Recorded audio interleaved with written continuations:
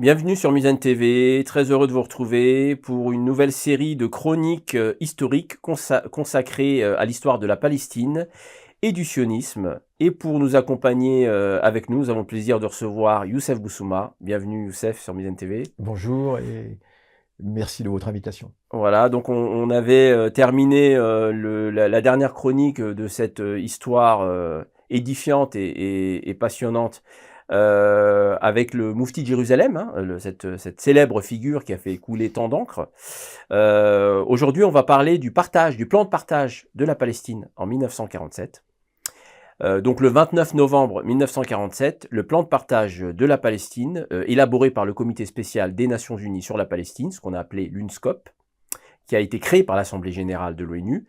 Donc ce plan de partage est approuvé par l'Assemblée générale de l'ONU à New York par le vote de la résolution 181. La résolution 181. Ce plan prévoit la partition de la Palestine mandataire en 3 entités, avec la création d'un État juif sur 56% du territoire, un État arabe sur 42% du territoire, et la ville de Jérusalem et sa proche banlieue, qui constituent 2% du territoire, sont placés sous contrôle international. La première partie du plan précise aussi les dispositions de la fin du mandat britannique, du partage et de l'indépendance des différentes entités prévues, et les Britanniques prévoient de se retirer le 1er août 1948.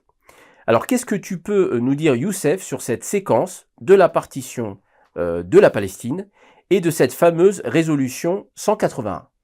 Oui, alors c'est un moment très complexe de l'histoire de la Palestine qui a donné lieu à de très nombreuses interprétations, pas toujours complètement fondées. Il y a toute une part de rhétorique, de rhétorique et surtout de rhétorique après coup, hein. C'est-à-dire que effectivement, il y a souvent de la réinterprétation qui est faite sur ces événements. Le contexte, eh bien, nous sommes dans l'après Seconde Guerre mondiale. Nous sommes dans un moment où les puissances, et notamment la puissance britannique, est réellement essoufflée par cette Seconde Guerre mondiale et où elle a de plus en plus de mal à tenir son rang, on pourrait dire, hein. Et en tout cas, en Palestine, la puissance britannique, à ce moment-là, est en butte à un terrorisme sioniste très important, d'autant plus important qu'il est alimenté par en dessous par certaines puissances rivales des Britanniques, qui ne sont pas mécontentes de voir que les Britanniques ont des difficultés à tenir la situation en Palestine. Nous rappelons que les Britanniques sont en Palestine au titre d'un mandat qui leur avait été accordé par la SDN, la Société des Nations, hein, au début des années 20. Et ce mandat, L'ancêtre de l'ONU. l'ancêtre de l'ONU, hein, la Société des Nations. Et à ce titre, les Britanniques étaient censés, selon les termes de la SDN, de permettre que la population de la Palestine accède à l'indépendance, hein, dans un temps plus ou moins court, en vérité, hein, puisque le mandat dont disposaient les Britanniques, c'était normalement une vingtaine d'années, hein. On voit que ce temps a été évidemment rallongé par la Seconde Guerre mondiale. En tout cas, il y a un terrorisme sioniste qui est extrêmement fort à l'époque en Palestine. Les organisations sionistes pratiquent une lutte armée débridée contre les Britanniques. Alors les principaux groupes terroristes sionistes sont l'Irgun, avec la scission qu'on appelle le Stern, le groupe Stern. Mais on a aussi l'Agence juive, qui elle-même dispose de groupes armés, la Haganah, hein, la Haganah, qui au départ était la garde des kibboutz, mais qui s'est structurée, qui est devenue une organisation très très très puissante à ce moment-là. Et tous ces groupes, eh bien... Le LEI aussi. Le LEI, qui sont aussi des dissidents de l'Irgun. Qui finance, qui arme et finance ces groupes terroristes sionistes? Alors, ces groupes, d'abord, ont obtenu des armes avec la Seconde Guerre mondiale. Un certain nombre des membres étaient dans les forces armées britanniques pendant la Seconde Guerre mondiale. Ils ont acquis une expérience militaire et aussi avec des complicités au sein de l'armée britannique, ils ont pu avoir ces armes. Et ils l'ont retourné contre les Britanniques. Absolument. On peut aussi penser que que des Américains ne sont pas mécontents également de permettre aux groupes sionistes d'avoir des armes. Mais en tout cas, il y a de multiples complicités qui font qu'ils n'ont aucune difficulté à avoir des armes. Et puis les armes aussi, en Palestine, il y a beaucoup d'armes, parce qu'effectivement, on est à proximité des champs de bataille de la Seconde Guerre mondiale, donc beaucoup d'armes ont pu être récupérées. Ça, c'est une chose.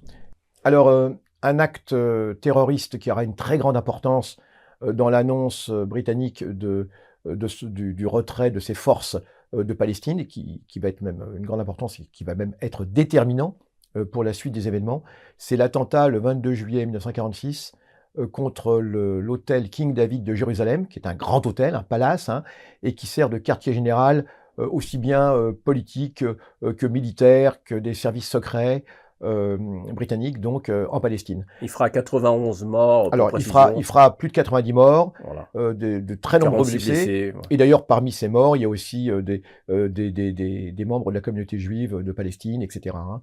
Donc, des Arabes, voilà. Mais toujours est-il que cet attentat qui, on le dit souvent, c'est un attentat réalisé par l'Irgun, hein, l'Irgun de Begin et de Shamir, hein, qui seront tous les deux par la suite des premiers ministres israéliens.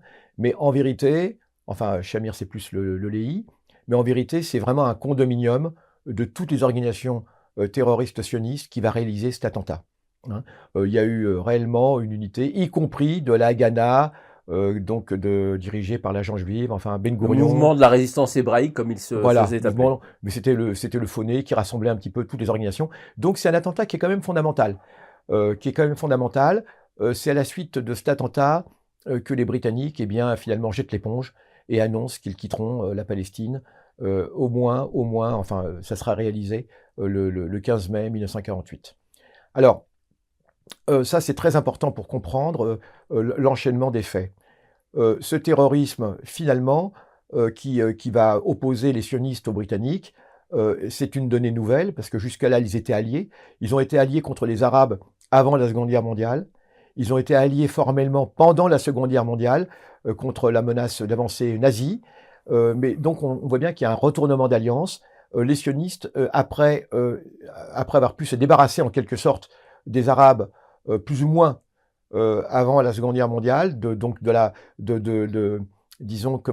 la question arabe, en ayant aidé les Britanniques à mater la révolte de 36-39 que nous avions vu précédemment, eh bien, après avoir aidé les Britanniques à mater cette révolte, et de façon vraiment sanglante, hein, eh bien maintenant, les sionistes se retournent contre le protecteur et le parrain britannique. Hein. Ça va être l'acte final de la prise de possession de la Palestine. Alors, cette prise de possession, elle va devoir s'entourer d'un cadre, enfin s'insérer dans un cadre légal. Les sionistes ont réussi, dit-on, à internationaliser cette question. Cette question va être portée devant les nouvelles instances internationales que sont l'Organisation des Nations Unies. Qu'est l'Organisation des Nations Unies? Le passage de la SDN à l'ONU, à l'Organisation des Nations Unies, est un point juridique précis qui est débattu actuellement. Il y a une certaine opacité, puisque l'ONU a hérité des prérogatives de la SDN. C'est la SDN qui avait mis en place ces mandats britanniques. Mais la SDN, est-ce que les prérogatives de la SDN sont normalement représentées par l'ONU? Est-ce que l'ONU a toute la légitimité pour représenter les prérogatives de la SDN? Je m'explique. C'est qu'il existait en Palestine un État mandataire. C'est que la présence britannique en Palestine a été formalisée au sein d'un État. L'État qu'on appelle l'État mandataire de Palestine était un État avec donc ses trois langues, hein, l'anglais, l'hébreu, l'arabe, avec sa monnaie, avec des tas de symboles étatiques, avec des équipes sportives qui ont même participé à la Coupe du Monde de football, ou voilà, d'autres activités comme ça. Et donc c'était un État qui était reconnu en droit international, l'État mandataire. En théorie, cet État mandataire aurait dû se poursuivre. Au-delà de la fin du mandat britannique, sans doute sous un autre nom, bien sûr, mais comme ce fut le cas pour d'autres États mandataires. Hein, par exemple, l'Irak. L'Irak était aussi une prérogative, qui a été aussi un État fondée à la suite de la décision du mandat britannique sur l'Irak après la Première Guerre mondiale. Comment se fait-il qu'en Palestine, eh bien, cet État mandataire ne se soit pas prolongé par un État de Palestine, où il y aurait eu également une unité, la même unité, et ça c'est une question que les juristes posent. Pourquoi avoir cherché à démanteler cet État mandataire? Est-ce que l'ONU avait le droit de démanteler l'État mandataire mis en place par la SDN? Ça, ce sont des grandes questions qui, en termes juridiques, ne sont pas du tout secondaires, mais qui, d'une certaine façon, eh bien, entachent complètement la suite des événements tels que l'ONU va les organiser. Mais il y a un vide juridique puisque la Grande-Bretagne se retire Oui, avec la fin du mandat britannique. oui, Elle se retire de Palestine. Donc déjà, on est dans un vide juridique. Donc la question devient politique. Quelle est la suite à donner? Et cette question politique ne peut pas être déterminée par le juridique. Parce que le juridique accompagne le politique. Mais oui. il peut pas créer de toute pièce un État politique. Il intervient forcément dans un cadre. Et là, finalement, comme l'acteur principal, qui est la Grande-Bretagne, se retire, finalement, la transition, c'est la question de la transition qui doit être faite. Tu as cité, Youssef, la question de l'Irak, enfin l'exemple de l'Irak, mais le contexte en Palestine est différent, puisqu'il y a la colonisation. Alors, justement, le contexte est différent, mais ce contexte, alors c'est une chose d'observer que le contexte est différent, mais le règlement de cette question, c'est-à-dire que les Britanniques, lorsque les Britanniques annoncent qu'ils vont se retirer de Palestine, cela n'est pas la fin du monde. Je veux dire, c'est que comment cette continuité, comment aurait dû se faire, cette continuité politique aurait dû se faire selon l'aval des populations locales. C'est-à-dire que normalement, et ça c'est un point important, à la fin d'un mandat, on doit au moins consulter les populations locales, c'est la logique, au titre de ce fameux principe qui est le droit des peuples à disposer d'eux-mêmes. Donc le mandat, ne l'oublions pas, est juste un moyen temporaire, mais la solution de la situation créée par la fin de l'Empire ottoman était que les peuples accèdent à une certaine maturité politique. Et si l'on veut respecter cette volonté, eh bien, on doit, en Palestine, après la Seconde Guerre mondiale, à la fin du mandat, que les Britanniques décident de se retirer à telle ou telle date, n'empêche pas qu'un principe aurait dû être respecté, qui est le principe du droit des peuples à disposer d'eux-mêmes, et donc l'organisation d'un référendum en Palestine pour décider de l'avenir de ce pays, indépendamment de l'origine, enfin de la fragmentation religieuse qui n'avait pas lieu d'être, en tout cas qui ne doit pas intervenir dans la question. Parce que je rappelle qu'à ce moment-là, il n'y a pas de guerre civile encore entre les milieux, entre les deux communautés, juives et arabes de Palestine. Il n'y a pas encore de guerre civile. Donc, au lendemain de la Seconde Guerre mondiale, que les Britanniques partent parce qu'il y a un terrorisme sioniste, soit c'est un fait, mais l'ONU, si elle veut respecter l'esprit de la SDN, et puis un esprit qui avait été fondé à la fin de la Première Guerre mondiale, l'ONU aurait dû effectuer un référendum d'autodétermination de toute la population de Palestine. Alors, deux questions très rapides. L'ONU a été justement conçue comme une réponse à l'échec de la SDN. Donc, est-ce que cette continuité, est-ce que c'est une interprétation que nous faisons de la création de ces deux entités, et de la disparition de la SDN et du passage de l'ONU? Est-ce que l'ONU ne s'est pas reconstruit sur de nouvelles bases? Est-ce que c'était pas un recommencement, un nouveau départ juridique, ou est-ce qu'il y avait une réelle continuité, et est-ce que le cahier des charges de l'ONU était censé poursuivre le travail de la SDN? Ça, c'est un premier point. Et la question de l'autodétermination des peuples, est-ce que c'est un principe juridique ou un principe politique? Et est-ce que ce principe était déjà reconnu à cette époque?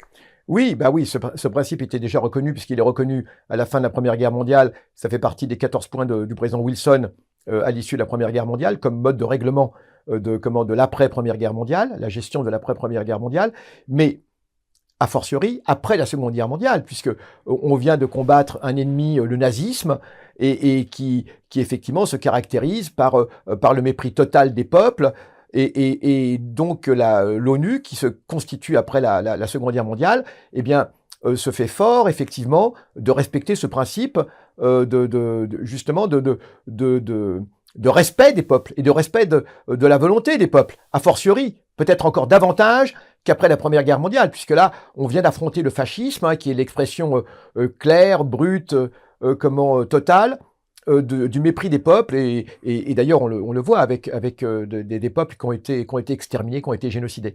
Donc, du coup, la Société des Nations, enfin, l'ONU, l'Organisation des Nations Unies, normalement, est complètement imbibée de cet esprit de respect du droit des peuples à disposer d'eux-mêmes. Et d'ailleurs, ce sera le cas pour un certain nombre de peuples après la Seconde Guerre mondiale, où on commence à... En Inde, par exemple. En Inde, par exemple. Où la question confessionnelle... Absolument, divise également. Voilà. Hein, mais dans d'autres parties, dans d'autres parties du monde, on va commencer à se préoccuper effectivement de mettre fin au système de domination des peuples. On commence, alors on n'est pas encore vraiment dans la décolonisation, mais ce sont les prémices de la décolonisation. Alors pourquoi la Palestine justement va donner le sentiment d'aller à rebours de tout cela, et au contraire, eh bien on va prendre prétexte d'une guerre civile qui n'a pas encore lieu à ce moment-là, pour commencer à parler finalement d'une partition, et non pas d'un partage, parce que justement, on va revenir sur cette notion de partage-partition. Qui met ça sur la table? Qui va commencer à parler de partition, justement? Alors, le problème, c'est que les Britanniques, en même temps, avaient toujours entretenu une ambiguïté, puisque tout au long du mandat, et on se souvient que les Britanniques, la déclaration Balfour avait été incluse dans le règlement des mandats en Palestine, et que cette déclaration Balfour, elle parlait d'établir finalement un État, un foyer. Alors on disait un foyer national, c'est un fait, mais c'était un euphémisme. Tout le monde comprenait bien qu'il s'agissait de créer un État juif en Palestine. Et les Britanniques n'ont jamais caché leur intention de favoriser l'installation, la création d'un État juif en Palestine.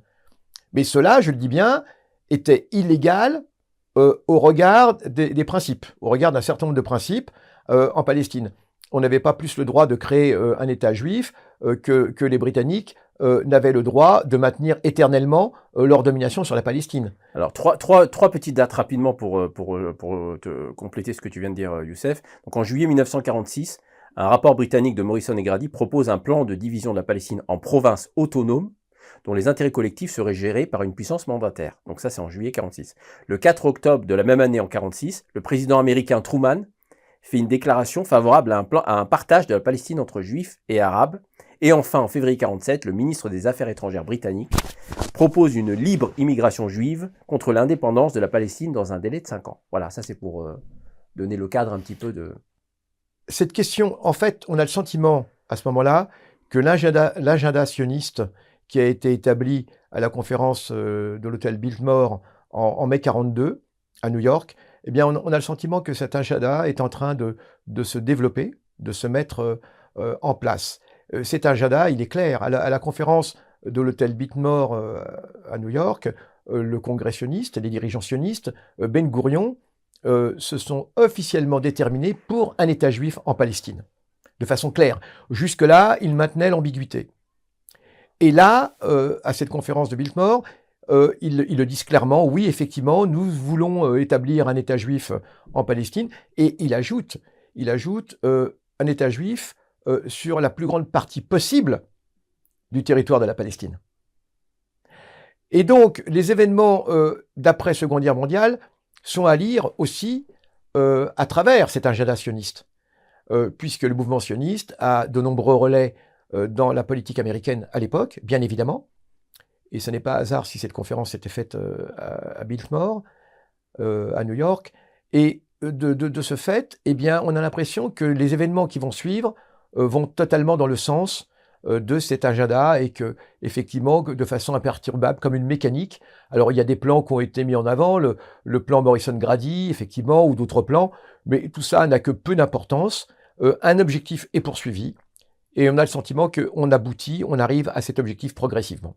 C'est ainsi que au terrorisme sioniste, les Britanniques vont à ce terrorisme sioniste, devant ce terrorisme sioniste, les Britanniques vont s'incliner et annoncent finalement leur départ. C'est la phase finale on pourrait le dire, de cet agenda sioniste hein, et à partir de ce moment-là, eh bien, les événements vont s'enchaîner.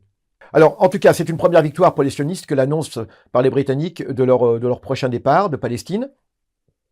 Par ailleurs, le fait que cette question de Palestine soit prise en charge, je l'ai dit, soit internationalisée, soit prise en charge par l'ONU, est aussi une deuxième victoire pour le mouvement sioniste. Parce qu'à partir de là, le mouvement sioniste va pouvoir peser de tout son poids sur l'ONU, hein, qui est absolument déterminante. Mais il y avait une prise de risque quand même pour le mouvement sioniste. À partir du moment où la question est internationalisée et qu'elle passe à l'ONU, il est quand même beaucoup plus difficile.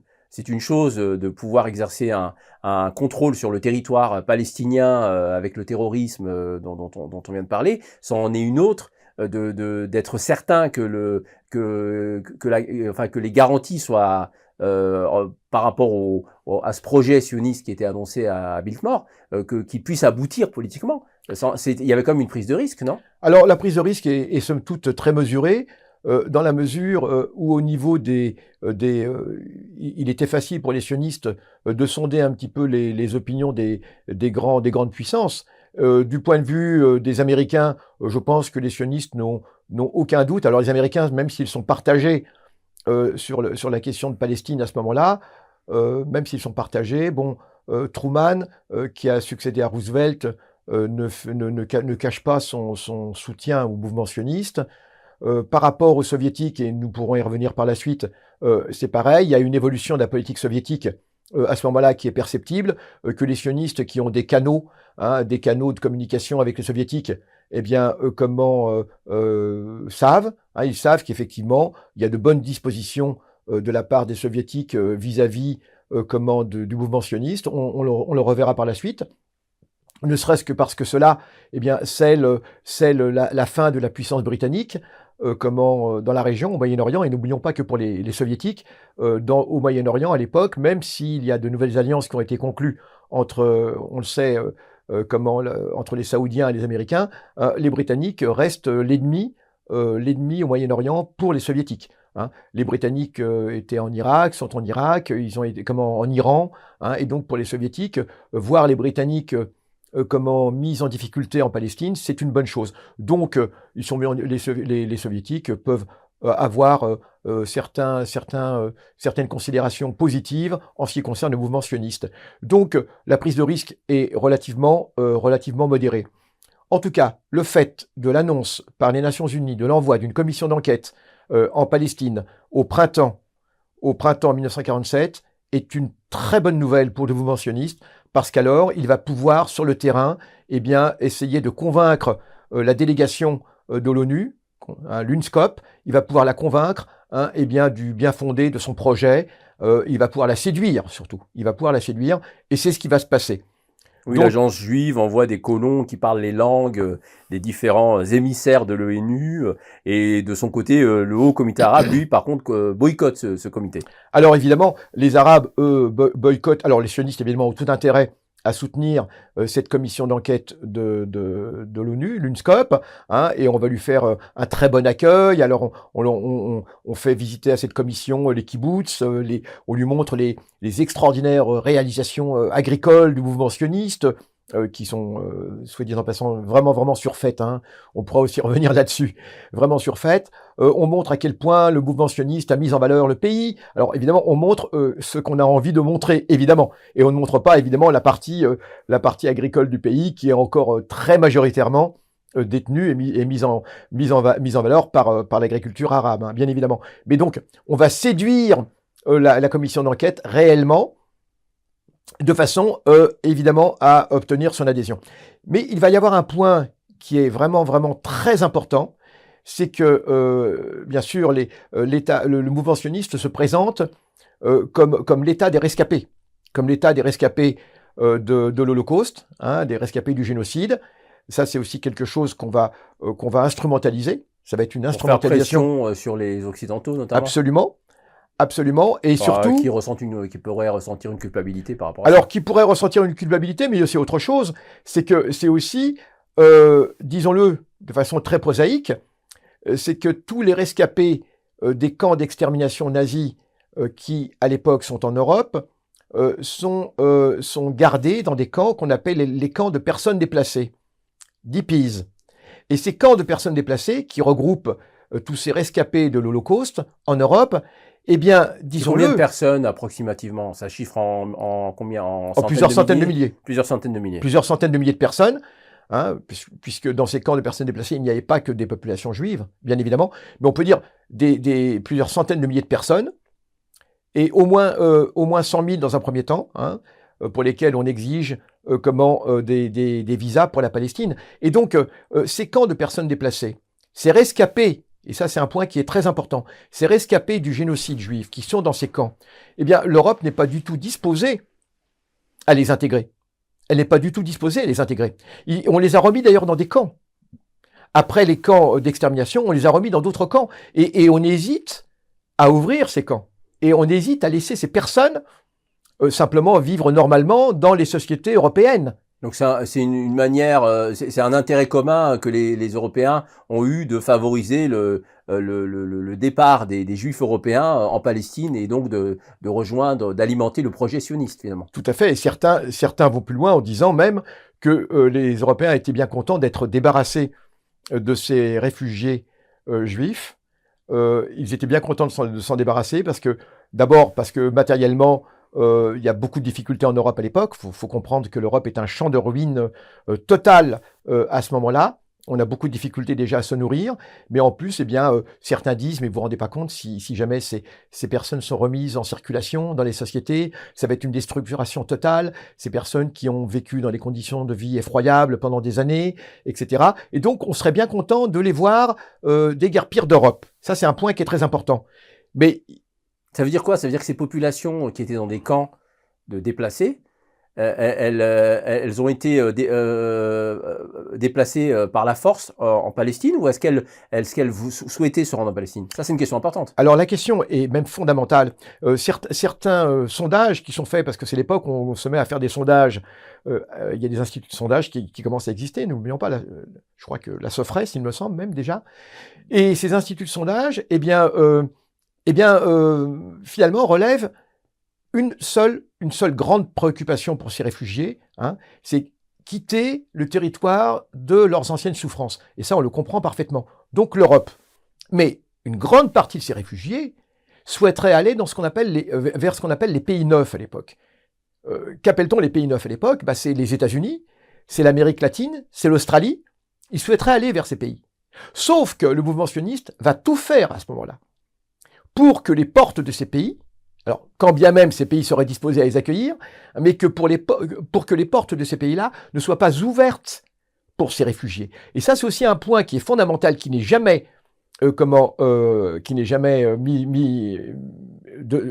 auquel on donne jamais cette importance, c'est qu'après la Seconde Guerre mondiale, des lois vont être votées, notamment aux États-Unis, pour restreindre l'immigration des réfugiés européens, disons-le, des rescapés de l'extermination.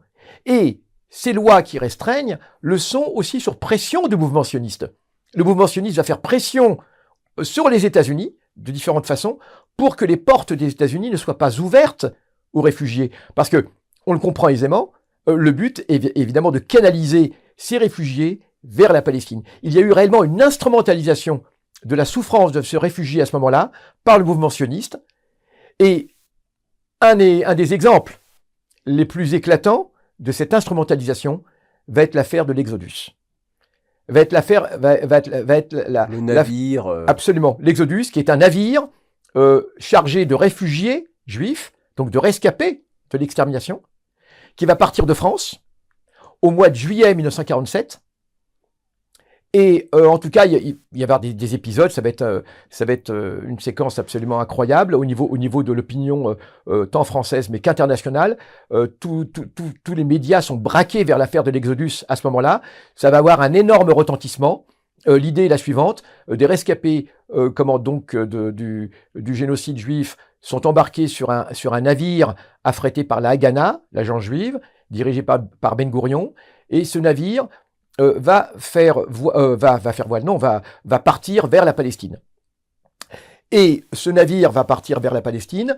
À ce moment-là, l'immigration juive en Palestine est restreinte. Est restreinte par les Britanniques, hein, parce que jusqu'à leur départ, normalement, ils doivent limiter l'immigration juive en Palestine, puisque cette immigration juive en Palestine, eh bien, est source de troubles avec les populations arabes, puisque ces immigrants n'arrivent pas comme des travailleurs immigrés, évidemment, ils arrivent pour venir renforcer le mouvement colonial sioniste en Palestine. Alors évidemment, les Arabes ne le voient pas, ne les considèrent pas comme étant simplement des réfugiés. Donc les Britanniques, à ce moment-là, interdisent l'accès de la Palestine, ou limitent grandement l'accès de la Palestine aux réfugiés juifs européens. Et à partir de ce moment-là, les sionistes, qui savent très bien que les Britanniques vont arraisonner le navire, hein, on a organisé l'opération de l'Exodus pour que l'arrivée de l'Exodus, de ce navire, l'Exodus, au large de Haïfa, en Palestine, coïncide avec la présence de la commission de l'UNSCOP, justement, dans la région, au large à proximité de Haïfa. Donc le but est que les Britanniques, évidemment, vont réprimer ces immigrants. Le navire, l'Exodus, va être arraisonné près de Haïfa. Les passagers vont être transférés dans des camps britanniques, à nouveau, hein, à Chypre. Et le but est d'émouvoir la commission de l'UNSCOP en disant « Regardez, ces pauvres réfugiés, il n'y a aucun autre endroit dans le monde où ils puissent aller, et les Britanniques les empêchent de venir en Palestine, qui est le seul refuge. » On le voit, c'est une construction totale. Je le répète, une grande partie des réfugiés de l'Exodus ne savaient même pas qu'on les amenait en Palestine, puisqu'en fait, on leur avait donné des visas pour la Colombie. Enfin, on l'a retransmis, il y a eu une opération clandestine en vérité, et officiellement le bateau partait pour la Colombie. Ça, c'est ce qui a été dit officiellement, hein, au niveau du carnet de bord, et au niveau aussi, vous savez, au plan légal. Ce bateau était censé aller vers la Colombie, et en fait, ce bateau n'est pas allé vers la Colombie, et un grand nombre des passagers de l'Exodus, on le sait maintenant, ne savaient pas qu'ils allaient vers la Palestine. On les a mis devant le fait accompli. Les sionistes qui sont dans le bateau encadrent complètement les passagers. Cette affaire de l'Exodus va avoir un énorme retentissement au plan mondial et va faire pencher la balance de l'opinion en faveur de l'immigration juive illimitée vers la Palestine. Mais je le répète, il faut bien avoir en tête que cela n'a rien à voir avec une quelconque considération pour les souffrances. Alors sans doute des gens sont-ils troublés et pensent-ils que c'est une bonne solution pour cette question des réfugiés, mais disons-le, il se cache aussi sans doute d'autres aspects moins reluisants, et à savoir d'abord que l'Europe n'est pas prête à assumer ses responsabilités en ce qui concerne ces réfugiés, hein, alors que c'est bien l'Europe, bel et bien l'Europe, qui est responsable de l'Holocauste, d'une certaine façon. Et ce ne sont surtout pas les Arabes, et encore moins les Arabes palestiniens. Mais comme on le sait, Theodor Herzl, déjà à son époque, avait recours à ces procédés. La question de l'instrumentalisation de l'antisémitisme qui favorisait les intérêts objectifs du projet sioniste, puisque le projet sioniste s'appuyait également sur l'antisémitisme pour justifier le projet de la création d'un État juif en Palestine. Et on voit très bien que cette politique du sionisme et de cette instrumentalisation de l'antisémitisme s'est poursuivie jusqu'à cette époque-là. Alors jusqu'à cette époque, et je dirais même jusqu'à aujourd'hui, puisque aujourd'hui. Prochainement vient de paraître un excellent livre sur l'instrumentalisation de la lutte contre l'antisémitisme. Nous avons reçu 2 de ces auteurs sur Mizzen TV, donc je vous renvoie à la vidéo que nous avons faite, cet entretien. Alors, et bien déjà à l'époque, le mouvement sioniste a compris l'intérêt qu'il pouvait tirer de cette légitime émotion concernant donc le génocide et les conséquences et comment régler l'après-génocide des Juifs. Le plan de partage. Alors, le plan de partage. Alors, on a donc une ONU qui est très bien disposée à l'égard du mouvement sioniste, et c'est cela qui va faciliter les choses, puisque très rapidement, l'UNSCOP, la commission de l'UNSCOP revient de Palestine. Les Arabes, eux, ont refusé effectivement de participer ou enfin en tout cas Al-Husseini est à la tête du haut comité arabe, donc ce qu'on a décrit comme un facteur qui a contribué à renforcer la position anti plan de partage. Bien sûr, et en Europe, que dit-on en France par exemple? En France, que dit-on dans la presse française à l'époque? On dit mais les Palestiniens, ce sont les alliés d'Hitler. hein. Les Palestiniens, ce sont les alliés d'Hitler. Il y a le grand Moufti, hein. Et il est évident que pour l'opinion française et l'opinion de gauche, et je le dis aussi bien des journaux comme Le Populaire, le Journal Socialiste, ou alors le Journal L'Humanité, ou le journal d'Albert Camus, Combat, pour tous ces gens-là, eh bien, ce n'est que justice de soutenir le mouvement sioniste étant d'une certaine façon la continuité de la lutte contre le nazisme. Alors ça c'est ce qu'on dit officiellement. En fait, pareil, par en dessous, il y a encore bien d'autres éléments sur cette question. Et on l'a déjà dit et on le redira, la question coloniale. La question coloniale, hein, où en France, eh bien, on est bien content d'avoir le mouvement sioniste comme allié pour que la France puisse conserver son empire colonial, notamment en Afrique du Nord. C'est une question sur laquelle il faudra absolument revenir, qui est déterminante dans le soutien de la France au mouvement sioniste. C'est que la France est très inquiète à l'époque de la perte de son empire colonial, notamment au Maghreb.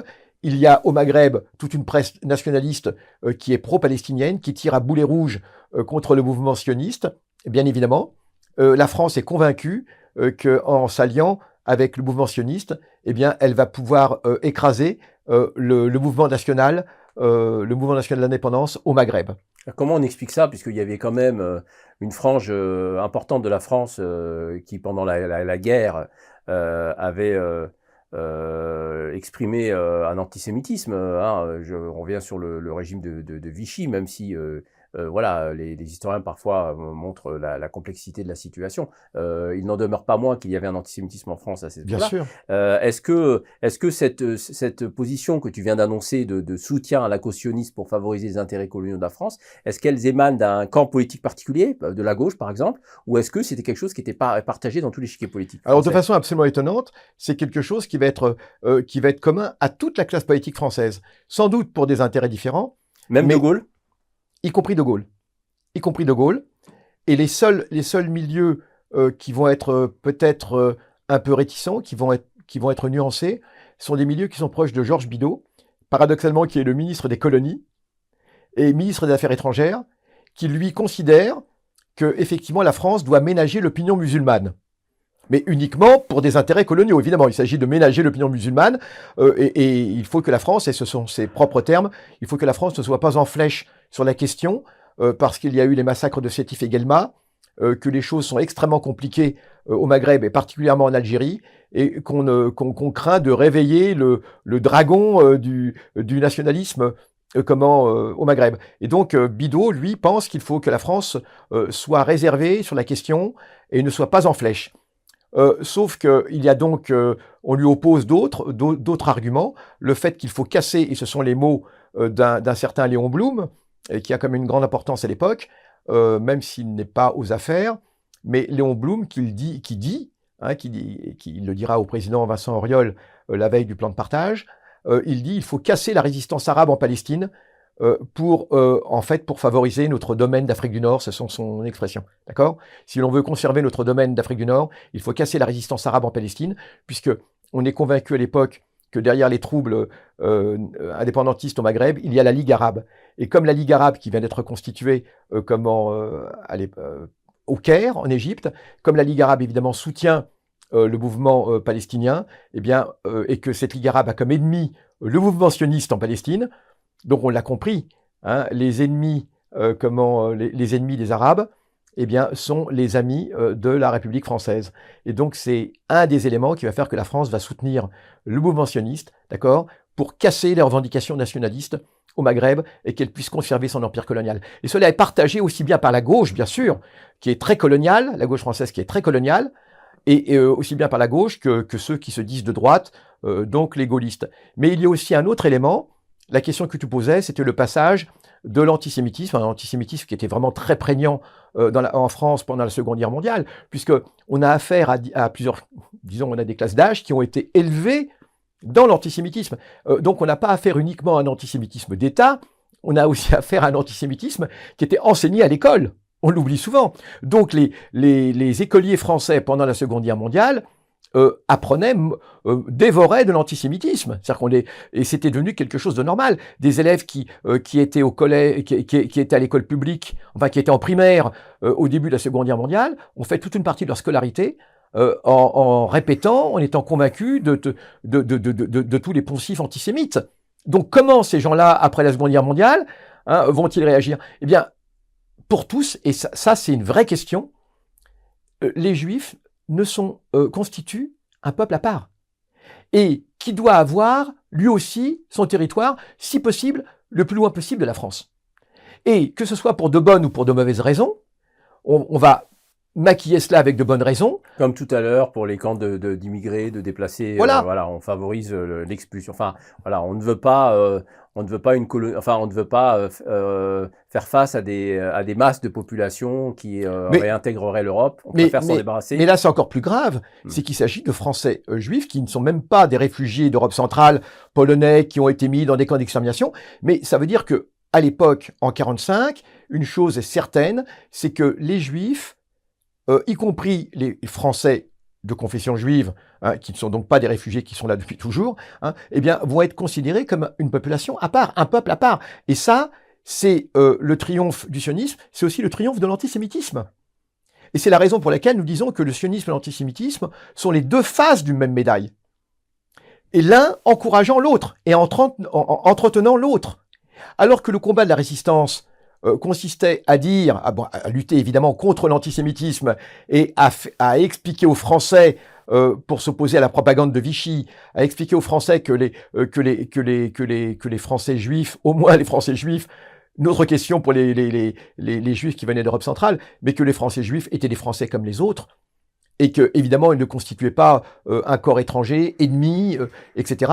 Eh bien, le paradoxe, c'est que ce combat de la résistance, finalement, eh bien, il échoue, puisque une grande partie de l'opinion qui a été fabriquée, comme toute opinion, bien évidemment, on la fabrique, hein, eh bien, consiste à dire que finalement, les Juifs aussi doivent avoir et les Juifs, indépendamment de leur appartenance nationale, doivent avoir leur pays le plus loin possible. Et une chose est à constater, c'est qu'après la Seconde Guerre mondiale, la plupart des Français juifs ont très peur qu'on les expulse de France et qu'on les oblige à aller vivre en Palestine. Et ça, cela ressort de nombreuses interviews qui existent, de témoignages que l'on trouve. J'en ai eu quelques-uns personnellement, notamment de Maurice Rafchus, un militant antiraciste français qui a vécu cette période, étant jeune, hein, et qui est un rescapé donc du génocide, et qui, revenant sur cette période, déclare qu'effectivement, lui comme d'autres, avait très peur qu'on les oblige à partir en Palestine, à aller vivre en Palestine. Ça, c'est aussi une chose qui est rarement dite, mais qu'il faut dire. Et voilà, on a donc un unanimisme pro-sioniste, et cet unanimisme pro-sioniste, hein, on peut dire qu'il est vraiment entaché d'antisémitisme, ou en tout cas d'une conception d'une conception qui n'est pas du tout antiraciste des choses. Alors que souvent on présente le soutien au mouvement sioniste comme étant l'aboutissement de l'antiracisme, eh bien nous affirmons que ce soutien au sionisme, alors je ne dis pas pour tous, hein, mais pour une bonne partie des élites, était quelque chose d'absolument peu ragoûtant. Peu ragoûtant. Merci Youssef, c'est la fin de la première partie de cette chronique qui est consacrée donc au plan de partage et à la partition donc de la Palestine en 1947. Donc nous aborderons dans la suite de cette chronique, nous rentrerons de plein pied sur la question du plan de partage, des circonstances, des débats à l'ONU et des pressions politiques qui ont amené justement à cette décision. Merci à tous nos auditeurs pour leur fidélité et on vous dit à très bientôt sur Musen TV.